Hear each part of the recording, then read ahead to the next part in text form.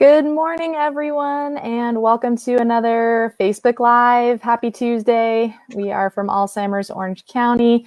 My name is Melissa Klabe. I'm the Director of Education here at Alzheimer's Orange County, and I'm joined by Dr. Miriam Galindo. Hey, Dr. Galindo. Good morning. And I'll introduce her in a second. Today we're going to be talking about what we typically talk about once a month here, Dr. Galindo and I, which is talking about changes in personality or behavior, or as we like to call it, expressions of distress that our loved ones with cognitive changes may face as their dementia or cognitive changes progress. And so today we're going to talk about some common challenging situations that care partners may face and how to deal with them and how to understand what's going on. And so before we dive in, I of course want to thank our wonderful sponsor this month, which is Crown Cove. Crown Cove is located in Corona Del Mar. They're a retirement community and they offer assisted living and memory care. They have an intimate senior campus. Beautiful, beautiful location, PCH, and overlooking little Corona Del Mar Beach. And their residents enjoy a great lifestyle, stunning vistas of the Pacific Ocean, tons of on-site amenities with landscape grounds, lush outdoor patios, all kinds of things you can check out on their website if you're interested. They offer safe, positive residential environment with the best in memory care services. And they're trained to bring a sense of joy and family to each and every moment by staying focused on what their residents and individuals can do and not what they can't do. And again, we are so thankful for their sponsorship, and please check them out if you are interested in learning more. So as I mentioned, today I'm joined by Dr. Galindo. She's one of our education speakers. She is a licensed therapist, nurse, clinical social worker. She's got over 30 years of experience working in a variety of settings, and also a former longtime caregiver for her late father, Henry, who had Alzheimer's disease. I as well am a caregiver for my mom with late end-stage Alzheimer's disease. So in addition to our professional experience, we also bring you kind of our personal experiences as well. And so as I mentioned this morning, we're going to talk about common challenges that care partners often face. And we'd love to hear from you. As always, if you have any thoughts or any questions, please type them in to the chat box. We would love to hear from you and talk about anything that you're going through or any thoughts you have. Good morning, Vicki says, good morning. I'm grateful to be back. Yes, we are grateful to have you back. And yes, that's a great point. She said, I can go back and review past sessions. So all of these we keep recorded. They're on our Facebook here, and they're also on our YouTube page. If you search for Alzheimer's Orange County on YouTube, you can find all kinds of videos on there. So we would encourage you to go and check those out. So let's dive in today. We're going to start off a little different today, talking about how distress can escalate. And so these are just a couple examples. I adapted this from a lecture I watched from Teepa Snow. She's a wonderful dementia care expert. And she talks about kind of this spectrum of certain emotions that we might see. We might go from see someone that is just kind of slightly irritated. And then that if nothing changes, if there's no intervention, that might go and escalate into, kind of more of an angry or frustrated or even a furious state. And at that point, we kind of were really in a pickle, right? So I think many times this escalation can happen fairly quickly. And we might not even be aware that a person is going through these changes in their emotions. So, we might make a mental note, okay, our loved one's irritated, maybe I'll check on them in a little bit, but we kind of go about our tasks, go about our day. And, next thing we know, we're in this kind of crisis state, and we're really having to backpedal and try and de-escalate. Could be anything that, kind of triggers this process. Maybe they had a physical need that was going unmet that we didn't realize. Maybe they had to use the restroom, or they were thirsty, or they were in pain, or they just needed comfort. And, we kind of didn't dig down into that. And if we had taken a little bit of time during that kind of green or yellow phase to kind of sort out what was going on, we may have been able to kind of keep it there or even push it into a more of a state of comfort. And so even though it seems like it might take a little bit more time in the beginning to kind of sort out what's going on, it definitely saves us time in the long run, because once we're in that yellow and red phase, again, we're really kind of finding ourselves in a challenging situation, and it's going to take a lot more time and energy to get back to a state of comfort and positivity, right? I like this tea kettle analogy that I mentioned before. People rarely go straight to the red, right? It's more of a buildup, that fire, kind of over the course of a day, little things that happen. And then we find ourselves in a very challenging situation. Dr. Galindo, do you have anything to add to that?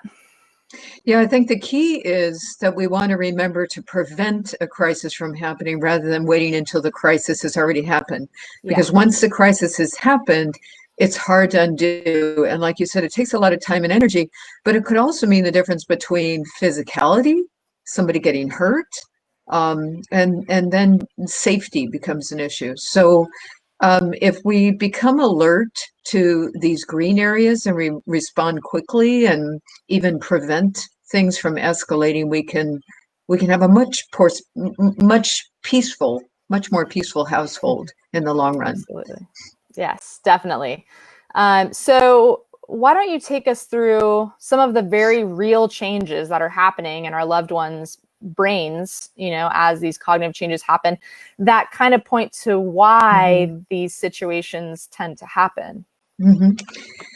I think this is the key to us caregivers for understanding not only recognizing patterns and when to intervene in patterns, but also why these patterns are occurring.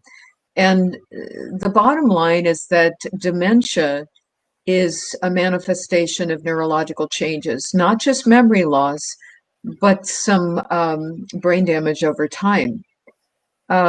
Depending on which dementia we're talking about, the course of neurodegenerative changes are different.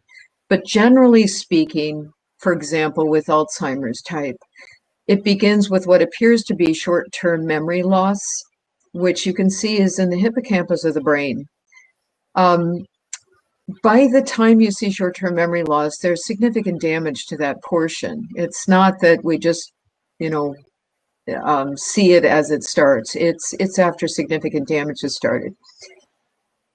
We also see maybe a deficit in receptive language skills or expressive language skills. And what that means is they may not fully track what you're saying, and they may not be able to express what they're trying to say. Their choice of words may be different. So, for example, they might be trying to tell you that they want their shoes, but they're saying pillows instead of shoes. And so you're getting confused and you're getting frustrated. If you remember that the language centers can be compromised with brain damage, then you'll be more sensitive to understanding potentially a crisis before it happens. Rational thought and abstract thinking, and even emotional regulation, those are found in the frontal lobe of the brain, as are executive function and directionality. Things like writing a checkbook, being able to dress yourself, being able to control your emotions. That's part of the brain control. And when those portions of the brain are damaged by the dementia process, the person you love is unable to control that and is responding oftentimes to the very center of the brain, which is the limbic system, which isn't identified here, but it's just above where that arrow points to short-term memory. Limbic system is responsible for just pure raw emotion that's uninterpreted by the brain around it. So it's just pure raw emotion. Do you see that the arrow points to the brain that surrounds that egg-shaped portion and that C-shaped portion? That portion of the brain is translating emotions and making sense of them.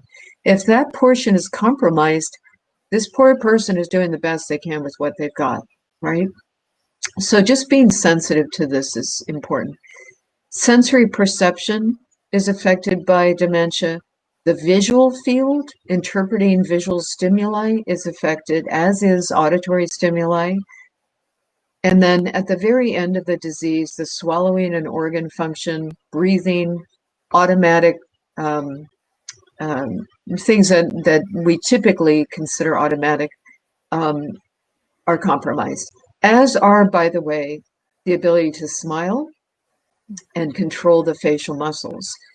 And so recognizing that it's brain damage that we're responding to instead of a person intentionally trying to make us angry or a person who's just not listening or not remembering makes us more sensitive as caregivers so that we can recognize patterns and prevent them from moving forward.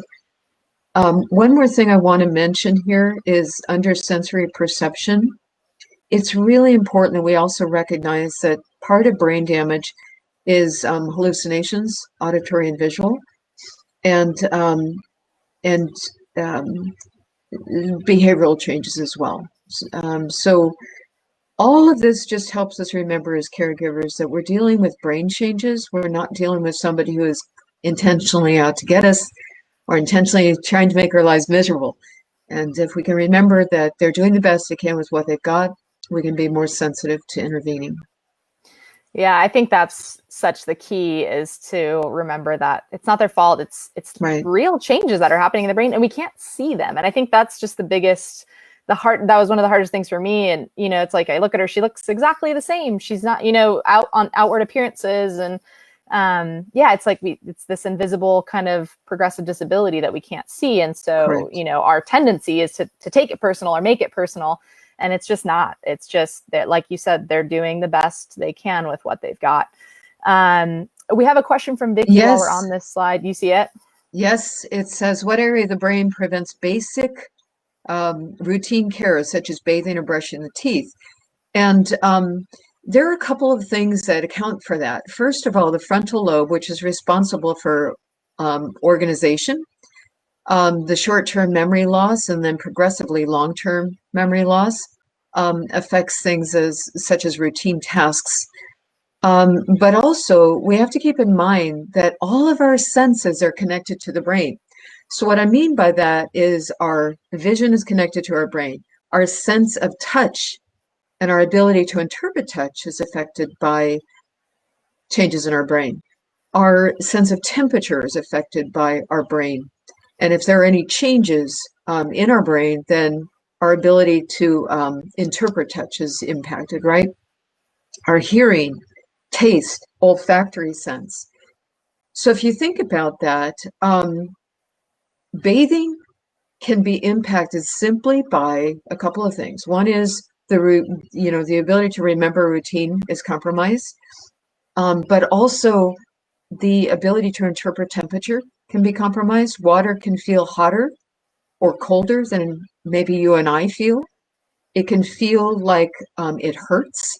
The pelting of shower water can be interpreted by the brain as injurious rather than soothing. And then because the visual field is compromised, shower water coming out of a wall can feel threatening rather than, again, just commonplace as you and I might perceive it. So see, all of these things require a sensitive caregiver to try to see things through the eyes of your loved one rather than relying on your own brain to interpret the world around you. Because if you would respond to your own brain, you're going to get frustrated. You're not going to understand why your loved one is reacting the way they do. If you try to look at the world through their brain with the amount of damage they're coping with, you will be surprised at the level of creativity you have and empathic responsiveness that you have. Yeah, that's great. And it's there's so many factors, as you alluded to, right? There's the organization capacity and kind of they're kind of missing their initiation starter button to start those routine activities that they've always done. And then there's, once they start requiring help with those tasks, there's also how the care partner is approaching them, and that task might determine their response. Are they feeling out of control? Are they feeling, like their autonomy is being taken away? If our approach doesn't match, kind of their need, then we can face lots of what we call resistance, right?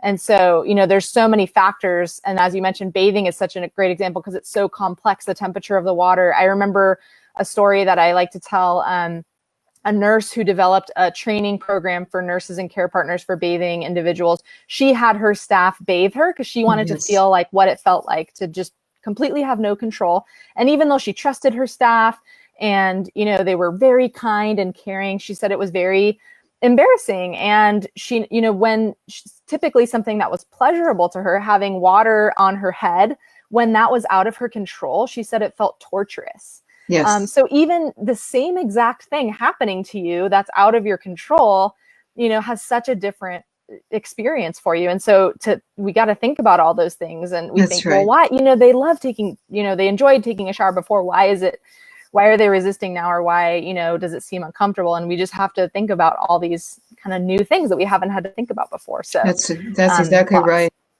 Before we move on, I know we're spending a lot of time on the brain, but it's only because we want to emphasize, I think, how important understanding the brain is to being able to respond to these behaviors. If you understand what's going on in the brain, your caregiving skills improve dramatically. So I'm going to name two things that happen, two things to keep in mind as we look at this brain that are not necessarily impacted by certain forms of dementia.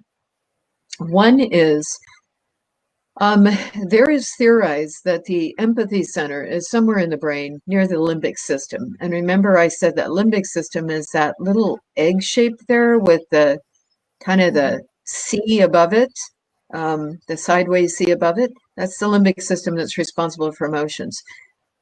At the very front of it, near the frontal lobe of the brain, aiming toward the person's nose, is what has been theorized as the empathy center. That seems to be preserved.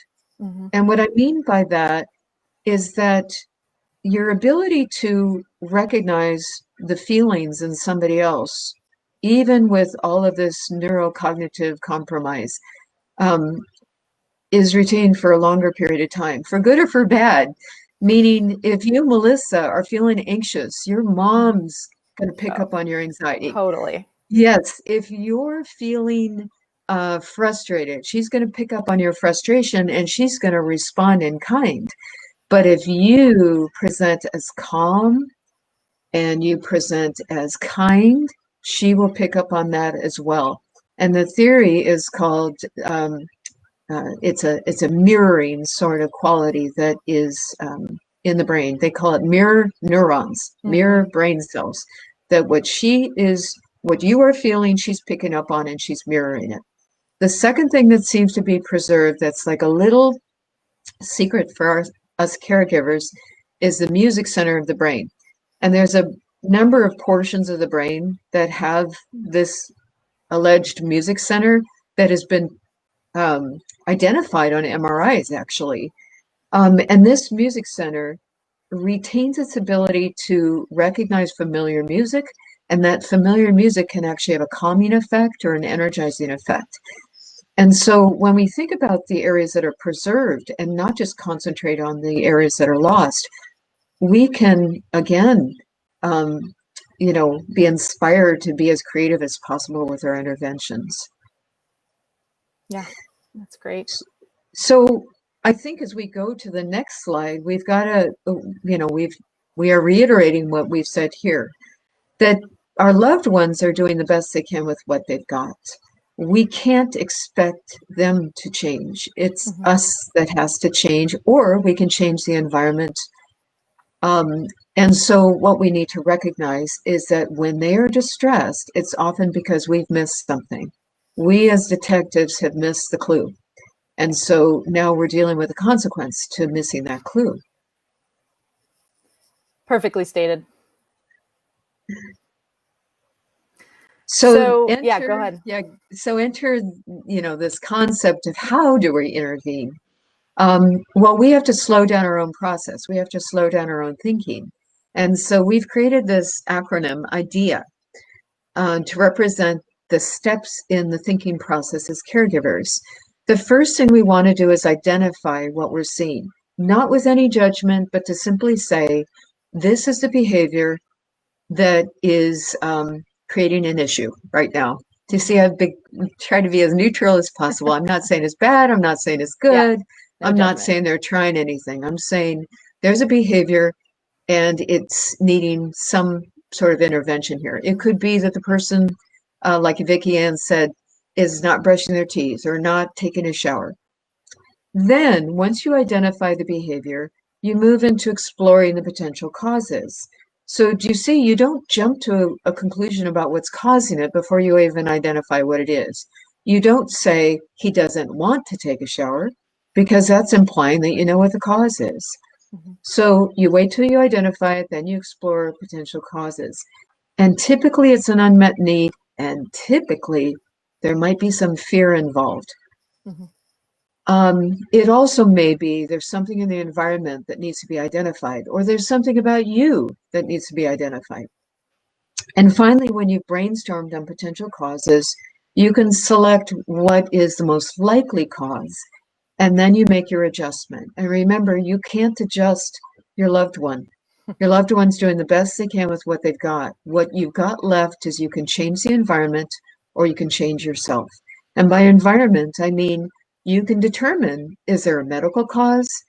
Is there something overstimulating about this environment? Is there something in this environment that's wreaking havoc on my loved one who is doing the best they can with the senses they have and with the brain functioning they have? Or it could be, as we talked about before, your anxiety, your stress level, your own irritation, your frustration. Those are things you can adjust. Absolutely. And yeah, thanks, Vicki, for that comment. Thankful for the reminder Mhm. that it's not in their control. It can be challenging to change the way I've known my mom. Absolutely. Support is crucial. And it doesn't make it any less challenging or hard, right? It's just kind of a new way of looking at it that, gives us a little different perspective. It's still really hard, and both, Dr. Linda and I can speak to this as caregivers ourselves, but we're also doing the best we can, and That's right. we learn more, and we kind of adapt our approach, and that's all anybody can ask of us, to keep trying to do the best we can for our loved ones. So then we'll go ahead and kind of apply this approach so that everyone can see kind of what we're talking about with a fairly common challenging situation here, which is not a strong desire to take the medication that they need to take, right? So I'll kind of set the stage here with this scenario. There's a caregiver, and this comes from a UCLA caregiver video. They have some pretty great short, like 5-minute videos if you Google UCLA dementia caregiver video, they'll come up. They have I think over 20 or more, lots in Spanish. We've actually translated several into Korean and Vietnamese, and they're on our YouTube page as well. So this one is a caregiver is attempting to give her grandmother her medication. And it's important because her grandmother has high blood pressure. And so if she doesn't take her medication, this could lead to some pretty dire consequences. But her grandmother is really just having none of it. In the video, it's pretty funny. She kind of slaps the cup out of her hand dramatically. And the caregiver is very frustrated. Why do I have to do this every day? I give up. And she walks away. And who can blame her? She's probably facing the same situation day in and day out, very frustrated. So, what can she do? And here's where we apply the idea model. So this caregiver is understandably very frustrated. And in her statement, why do we have to do this every day? She gives you a clue that she's been doing this every day. This is the same routine over and over and over. The grandmother is not taking her medication, and granddaughter's invested because granddaughter's worried about her grandmother's health. So there's a lot of emotion involved. So the first step is to identify the behavior, and that's going to require stepping away from the situation for a little while, letting the emotions go down, and trying to identify the behavior. And the behavior is she's not taking medication, and specifically her diabetes medication and her antihypertensives. So that becomes an issue that needs to be resolved, because without a resolution, her health is compromised. Then, once the behavior is clearly identified, then we move into what might be causing this behavior. So you explore the E and the idea model, you explore the potential causes. And in this scenario, there might be a couple of causes. There might be that the granddaughter, by towering over grandmother, is conveying non-verbally this power differential, that she is ordering grandmother to do something. Grandmother is sinking backward into the couch, and anybody who has interacted with human beings or even animals knows that you don't corner a living being, or you can expect to get clawed, because we human beings naturally want to defend ourselves if we feel cornered, whether psychologically or physically. In this case, we've got both. Granddaughter is towering over her. The other potential cause of the behavior is maybe grandmother can't recall why she needs to take her medications. Maybe it's the tone of voice that granddaughter is using. Maybe it's the time of day. All of these factors can be considered when we're exploring what might be causing that behavior. And then the third part of this acronym is adjust. So once you've brainstormed the potential causes of the behavior, you can then move on to what are we going to change? And remember, of the three options, only two are viable. You can't change grandmother. She's doing the best she can with what she's got. But you can change yourself, how you're delivering the information, or you can change the environment. Is there something I could potentially draw from or delete that would help in the delivery of what I want to accomplish here? And so some of the thoughts from this example could be that instead of granddaughter towering over grandmother, she could sit next to grandmother, approach her calmly and patiently, and just level the playing field a little bit. Granddaughter could even enlist the help of an authority figure. So if grandmother truly can't recall that she has diabetes and hypertension, the authority figure she might enlist is either a uncle or an aunt or a doctor or somebody the grandmother wants to please. And I say the best way to do this is do it from a multifaceted method, using a multifaceted method, meaning don't just tell your loved one, hey, your doctor wants you to take this. Break out the visuals, break out, the images, use whatever it takes to try to access this brain of theirs to recognize something that'll trigger an emotional response. And the emotional response you're aiming toward is an alleviation of anxiety and fear, and then a more cooperative, receptive position. So, for example, with my father, I can remember a number of times that he seemed to I'd hit a wall as far as, accessing his cooperation. And then I noticed over time that instead of inserting little cards of wonderful holy people in his Bible, he actually had a photograph of my husband in his sheriff outfit. And I thought, there's my key right there, is my husband in law enforcement. So I would break out that photo occasionally and I would tell him, Dad, this is regulation.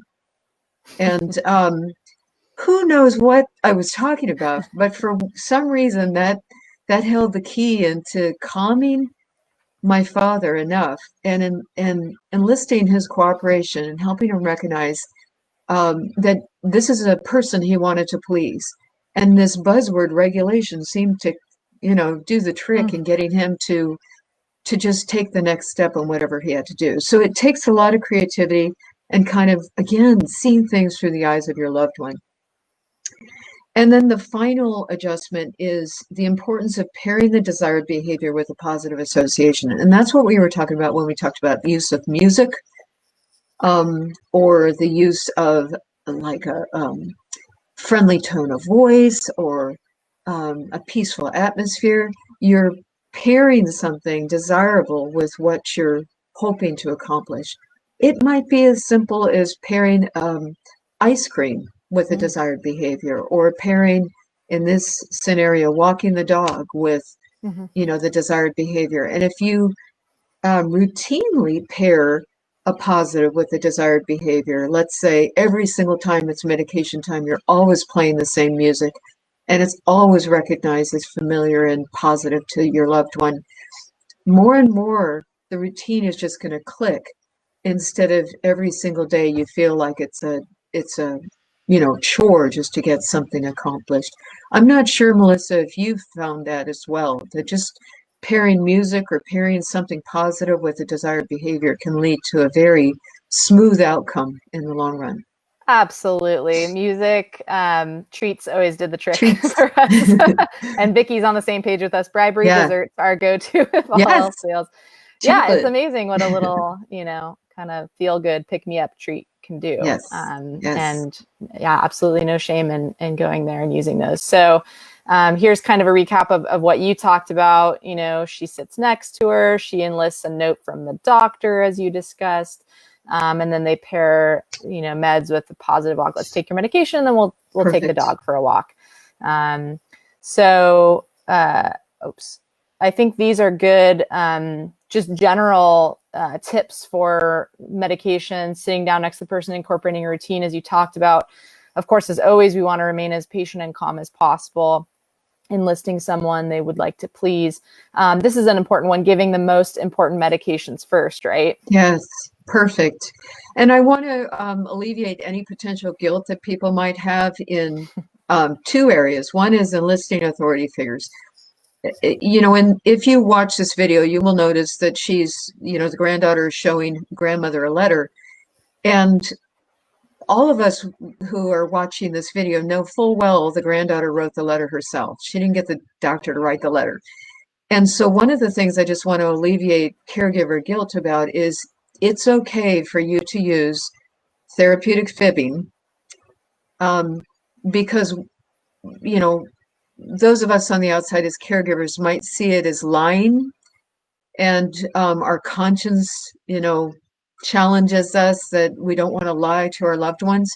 But if we remember that this isn't about rational or logical interventions, this is about alleviating anxiety and fear. And so if the method you need is a little magic touch to get to the desired end goal, you need to do it.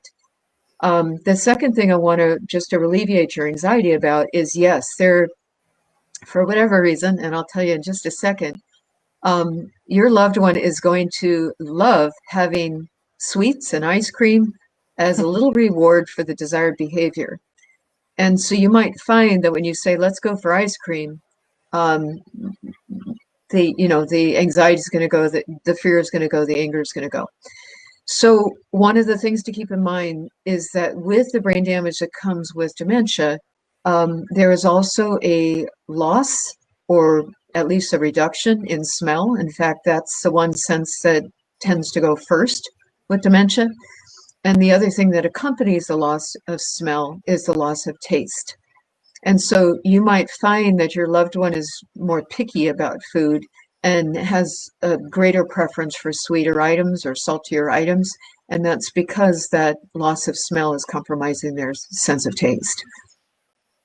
Yeah. So just want to get rid of the caregiver, any kind of twinges of guilt about that. You're operating according to a different set of rules because that's your loved one's brain is compromised. So let's go to the next slide, and we're just going to break down, just as this one example about the not taking medications, some interventions that can be used.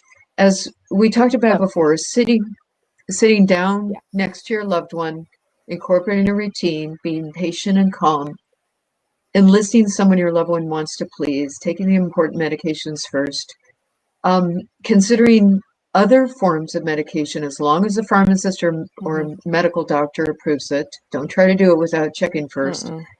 And then if the doctor says it's okay, to potentially consider crushing medications if swallowing is an issue. And then just serving that crushed medication in a very, very small portion of pudding or something sweet just to get it down.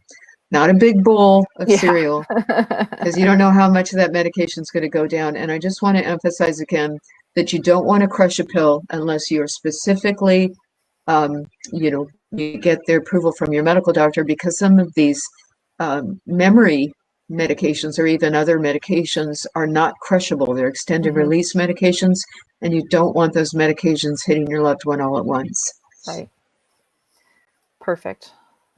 And Laura mentioned in the comments, therapeutic fibbing. Yes, we talk about this. Definitely okay to do that. You're not you're joining their reality, right? You're not, trying to intentionally be deceitful. You are, Right. kind of stepping into their world. I like to say, don't lie big.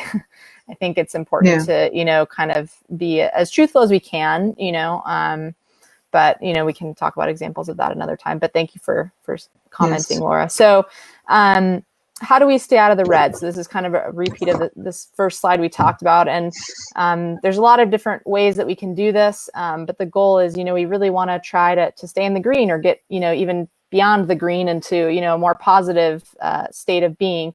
And really the first key to doing this is validating whatever they're feeling, right? Saying it's your right to feel maybe not saying this out loud, but with your actions and your response, basically implying it's your right to feel the way you do. I'm not going to judge you or blame you. And it's hard to do that. It's very easy for us to sit here and say that. We've all been in very challenging situations. But it's really important that the person feels, not that they're getting the brush off or that, not being understood, but just the power of feeling validated, seeing, I see that you're angry. I see that you're sad. I see that you might be scared. I'm here with you. Without doing anything else, that can be so extremely powerful. And I think a lot of times in a situation that's escalating, our tendency is just to distract, divert, immediately and skip this step of validating. And I think if we skip that step, that's a really important step that we, that just might, it's not going to take us out of that situation. So really focusing on validating, and then we'll talk about these as well. Of course, we hammer on the importance of supportive communication and connection, which becomes really challenging as we need to find new ways to do this because their brain is going through some really real changes that's hampering their ability to communicate the way that they always have with us. They may not be able to express their need or what they're feeling, and it may come out in a very bizarre way that we don't quite understand. And so being able to tune into nonverbal cues that they have, not paying so much attention to the words that might not make sense to us. But how are they feeling? How's their body language? How's their demeanor? And then once we've validated that, try to connect with them, light touch, positive touch, if we can, if they'll accept that. And then kind of deciding, okay, where are we going to go next? We're going to move together to a new, hopefully positive state of being. And really what underscores all of this, as you mentioned, Dr. Galindo, just being proactive, trying to prevent these situations from happening, is to really ensure that the person's well-being is prioritized, and that's an ongoing process. That's not just something that we try to do and try to fix quickly when a situation happens. This is something we should try to be doing all the time. And we did a talk on this a while ago, but looking at, are they feeling connected to things and to us and to people throughout the day? Do they have a sense of identity? Do they have meaningful things to engage in throughout the day? Do they feel like they have some choices throughout their day? Do they feel secure and comforted? All of these things are so important, and it's a lot of work, to do that. But the more these kind of cups are filled of theirs throughout the day, the more their well-being is maximized, the less and less of these kind of critical crisis situations we will tend to see. Yeah, I'd like to add to that because you make a really good point, Melissa. That connection is so profound. And like you said, with the changes in the brain that occur, and as your loved one is going through, the early, middle, and then later stages of dementia, it is a challenge and it falls on you to be creative and attuned to the ways that you can connect with your loved one, because your reliance on language and logic and rational thinking is not necessarily the way you're going to connect. And even as your loved one becomes more, when the senses are getting more and more narrow, and I mean that almost literally, like the ability to see peripherally is compromised, and so there's a narrowing of the visual field. So, for example, in the later stages of dementia, it's very important that the connection happen with you, making sure you're literally in that person's visual field, and that you're literally connecting with them despite their ability or inability to discriminate in incoming auditory stimuli. So what I mean by that is you might need to get closer to their ear. Don't yell. They're not hard of hearing necessarily. They're just having a hard time discriminating between competing stimuli that's coming into their ear, and their brain is having a hard time interpreting that stimuli. And visually, again, just to be in that line of vision, to give them, comforting touch, to smile, to say comforting, to use a comforting tone of voice. All of those things transcend what words can accomplish.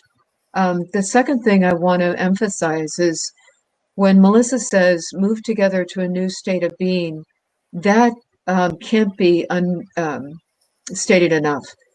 The new state of being is not only with your loved one, but also with you.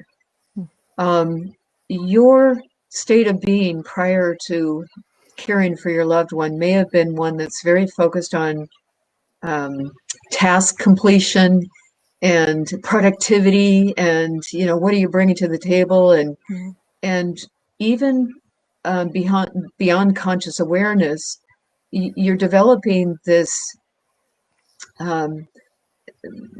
sense that people are as valuable as what they bring to the table. And what Right. you learn you're nodding, so you know what I'm going to say. What you learn caring for somebody with dementia is that the value of a human being is far beyond what they can produce, what they can put into words, in what tasks are accomplished in the day.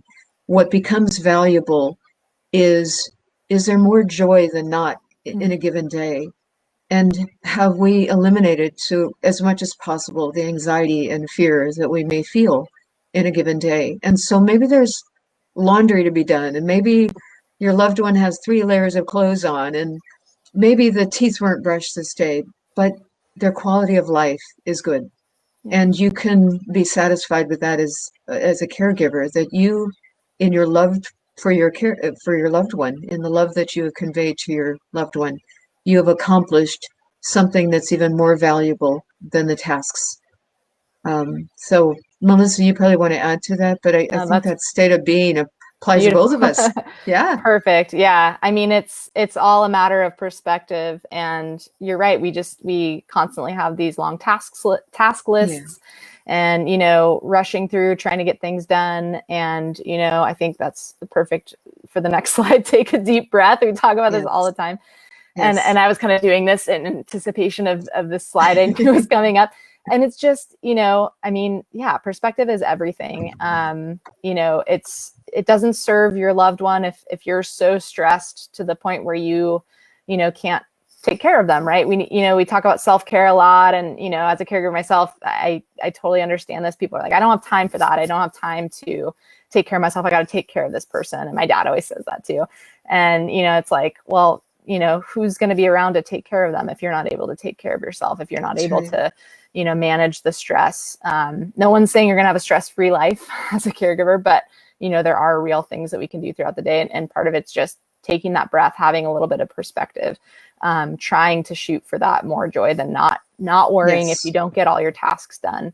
It's not about that. It's just about, kind of making it through another day, and hopefully, with more joy than not. Absolutely. So.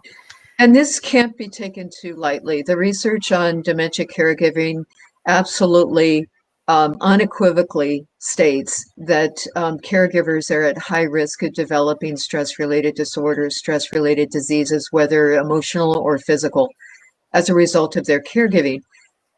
But you do have some control over that process. It's not inevitable that stress is going to, compromise your own health. But there are steps to take in making sure that it doesn't compromise your health. And one of them is to take a deep breath.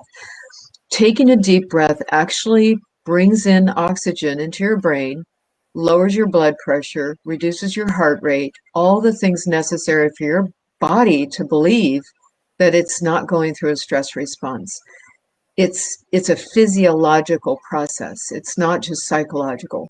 So this is good medicine here. It also helps you to think more clearly. Your ability to problem solve, to come up with creative solutions is enhanced by taking a deep breath. So I don't mean just take a deep breath once a year like I do. I feel like I breathe like shallow breaths all the I time. know. Only when I'm reminded, I'm like, oh my gosh, I haven't been actually breathing.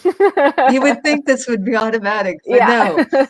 So taking a deep breath means consciously letting it all out and then filling every single portion, every single corner of your lungs, holding it on the count of three, and then releasing it on the count of three, and doing that 3 times in a row, 3 times a day, every single day.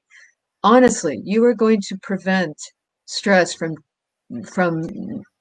destroying your health and from destroying your mental health. And so this is just cannot be stated enough that you need to take care of yourself for you, for your loved one, for your family. I've been there. I was, I'm like your dad. I was the one saying, no, no, no, I don't have time for this. And not only that, I didn't care. Just tell me what to do with my dad. I don't want to think about myself, but we have to think about ourselves. Yeah. And if we don't want to think about ourselves, at least go through the motions. Take your deep breaths, whether you want to or not. Save your body, save your cells. Absolutely. Yeah. Put this up somewhere, put it on a mirror, put it on your fridge. Yes. I think Yes. that's the only way that we can be reminded to actually do this until it becomes a habit. Okay, great. Well, thank you everyone for tuning in. I just want to mention a few upcoming classes, and I'm going to actually put a link in the comments here where you can go and check out our website if you haven't already. So all of our classes are on our website. And we've got one coming up tomorrow. Actually, it's a panel discussion I'll be leading with some of our speakers and someone from Silverado. And we're going to be talking about the challenges of thinking about if placement of your loved one or someone has been a consideration. We know that's just an extremely difficult thing to think about. So we're just going to be having a conversation, answering some questions that anyone may have. So please pass the word about that happening tomorrow.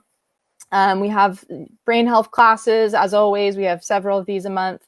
And we have ongoing series, Living Well with Early Memory Loss, for people in very early stages of dementia or with mild cognitive impairment. And Savvy Caregiver is a class for care partners. It's a 3-week series, 2 hours a week. It goes in depth to a lot of things we talk about. It's extremely valuable. And so please check out all of our offerings on our website. We would really encourage you to join us for more classes. Our walk is coming up. Please join us. It's such a great way to support us. It's free. We would love it if you would love to help us fundraise, but we would just love it even more if you would participate and just sign up, join a team. You can walk or run anywhere because it's virtual. So, I'll be down here in South County doing a little walk around a lake, and we'd love to have you join us for that. So please go ahead and sign up. It's alzoc.org/walkrun. And a little shout out to one of our community partners, Family Caregiver Resource. They provide many services and supports for family caregivers. They have a lot of the same things we do: specialized information, assessments, and care planning. They do counseling and training and support groups, respite planning. They have services in English, Spanish, and Vietnamese. So we would encourage you to go to caregiveroc.org if you think you could benefit from any of their services. Fantastic. As always, give our helpline a call. We're here for you, and stay with us and join us for more educational opportunities. And thank you again to Crown Co for sponsoring us this month. Absolutely. And thank you all for joining. Thank you all for spending time with us today. We always appreciate seeing comments. I love seeing the familiar faces now week after week. Dr. Galindo, any final words? Yes, I'm just going to emphasize something that Vicki Ann wrote about support being so crucial for both the caregiver and the loved one. And that's what Alzheimer's Orange County is all about. We're here to support you. You don't have to walk this journey alone. And in fact, it works out better when we work as a team towards supporting you to support your loved one. Support is critical, and it lowers the stress level. It enhances the quality of life. It brings more joy than not. And we just want to make sure you know that we care about you so much and we're here for you. And that helpline number there, if you need anything, all you need to do is place a call. And if somebody doesn't pick up, they will give you a call right back. Yes, please leave a voicemail. Absolutely. It's our joy to help you. And thank you all. Thank you for these comments. Grateful. Don't feel so alone. We love that. That is why we are Yay. here. So thank you That's right. for commenting, and thanks for letting us see that. So, all right, Awesome. everyone, we'll see you next time. We hope you have a wonderful day, wonderful week, and take care, everyone. Stay safe. Bye, Dr. Galindo. Awesome. Bye. Bye, Melissa.